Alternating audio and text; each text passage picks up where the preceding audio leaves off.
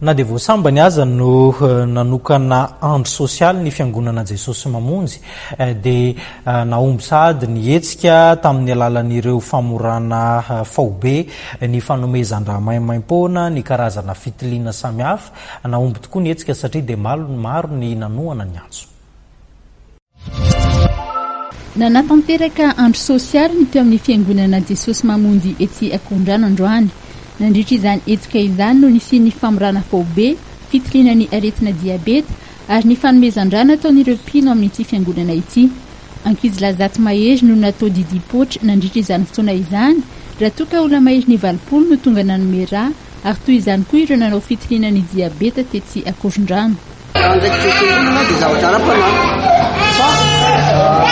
Misy zavatra sakeleny koa akoatran'ilay tena andraikitra lehibe resy karakarana ny mpinoroazana dia ao anatin'izany koa karakarana fahasalamana ny zavatra momba ny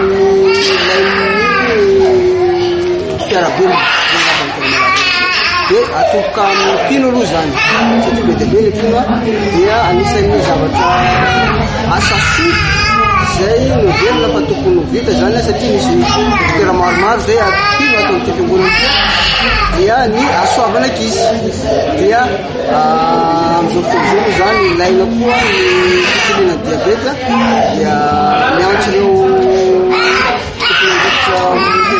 tokony andraikitra karakaran'izany amin'ny fahasalamana zay manatony fitiliana ihany fitiliana diabeta. Navitrika tokoa ireo mpanome raha androany satria tokoa mantsy izay manome raha no manome aina. Tsy misy tambony fa natao maimaim-poana izany fanomezan-draha izany.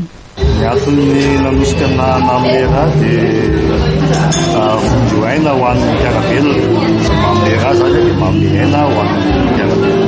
Nahita fanentanana natao amin'ny fiangonana dia narisika na hoe aloha manampy ny olona zay marary amin'ny hospitaly kanefa ny anita famakiana amin'ny fanomezan-draha. Voalohany nisian'ny hetsika tahaka izao teo amin'ity fiangonana ity raha ny fanazavana androany natokana ho an'ireo mpino aloha ny androany fa vao avy tsy ho ela ho ireo mpikarakara ny anjaran'ireo mponina avy amin'ny fokontany samihafa.